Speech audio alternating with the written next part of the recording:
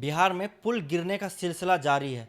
पिछले 18 दिनों में 12 पुल गिर चुका है। क्या ये भ्रष्टाचार की इमारत है जिसमें जनता की गाढ़ी कमाई इसमें दफन हो गया है? पिछले साल जून 2023 में सुल्तानगंज गंगा नदी पर जो पुल गिरा था वे याद है क्या? 2022 में इसका कुछ हिस्सा गिर गया। जून 2023 में इस पुल का पूरा हिस्सा नदी में डूब गया।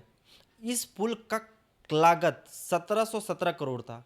क्या ये 1717 करोड़ जनता का पैसा था कि इस सरकार का पैसा था? बिहार में ही आखिर इतना पुल क्यों गिर रहा है? इसका कारण है भ्रष्टाचार।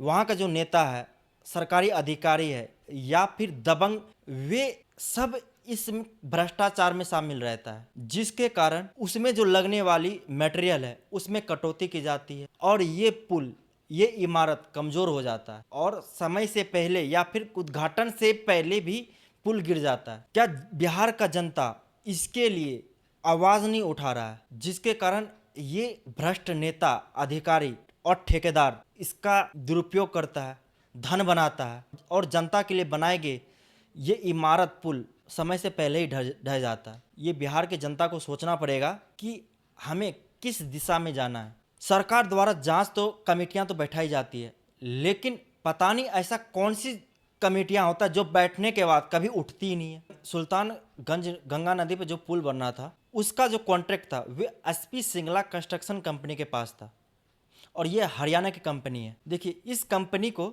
2020 में पटना में जो लोहिया चक्र पथ का जो निर्माण हो रहा था, तो उस समय कंस्ट्रक्शन के दौरान कंक्रीट स्लैब गिर गया और इस कंक्रीट स्लैब में 3 बच्चे दब के मर गए। सरकार और प्रशासन ने इस कंपनी के खिलाफ कोई भी एक्शन नहीं लिया और ये आसानी से बच निकला। बिहार के एक वकील हैं ब्रजेश सिंह, जो सुप्रीम कोर्ट में एक पीआईएल डाले हैं कि वे बिहार में बने सभी पुलों का स्ट्रक्चरल ऑडिट किया जाए और पता किया जाए कि इस बनाए गए पुलों और इमारत में क्या वे मापदंड या फिर वे पैमाना अपनाया गया है जो कि एक तय है। आखिर बिहार में ही पुल क्यों गिर रहा है? देखिए, एक्स इंजीनियर्स और एक्सपर्ट बताते हैं कि कोई भी पुल अगर बनता है तो उसमें स्ट्रक्चर डिज़ाइन, सीमेंट, रेत और सरिया वगैरह सबका एक रेशो तय किया जाता है। लेकिन यहाँ पे मटेरियल का घटिया क्वालिटी और उसमें भी उसका जो मटेरियल का जो रेशो है उसमें भी गड़बड़ी करके पुल बनाया जाता है। और ये गड़बड़ी इसलिए किया जाता है क्योंकि यहाँ पे नेता, लीडर और प्रशासनिक और ये जो सरकारी अधिकारी है, सभी कमीशन के चक्कर में कंस्ट्रक्शन कंपनी को दबाव डालता है। इसके लिए उसे इसके मटेरियल में कटौती और घटिया क्वालिटी डालना पड़ता है, जिसके कारण ये पुल और इमारत कमज़ोर हो जाता है। बिहार में भ्रष्टाचार के एक से एक मामले आता है। कोई भी कोर्ट, कोई भी सिस्टम उससे पैसा वसूल नहीं कर पाता और सज़ा भी होता है तो थोड़ा मोड़ा सज़ा दे के ये बच निकलता है। रोड का क्वालिटी इतना ख़राब होता है वे कुछ समय बाद ही टूटना शुरू हो जाता है। बिहार में जो पुल और इमारत गिरने का सबसे बड़ा कारण है घटिया मटेरियल, पुअर ब्रिज डिज़ाइन और पुअर क्वालिटी कंट्रोल और इम्प्रॉपर सुपरविज़न। पुल गिरने का बहुत बड़ा कारण ये भी, जब नदियाँ में बाढ़ आता है तो आसपास की मिट्टियों का कटाव करना शुरू कर देता है।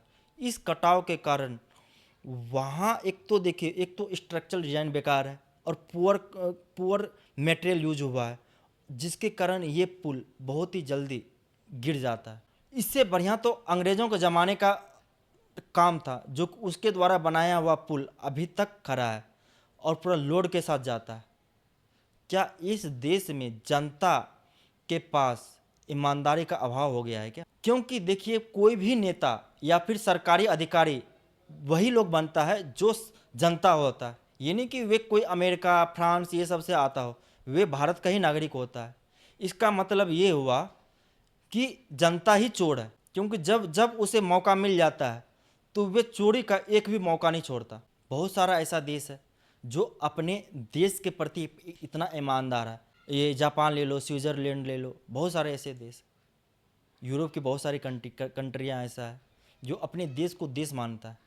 लेकिन यहाँ पे जो सत्ता और पावर है सिर्फ भ्रष्टाचार और जनता को दबाने के लिए किया जाता है।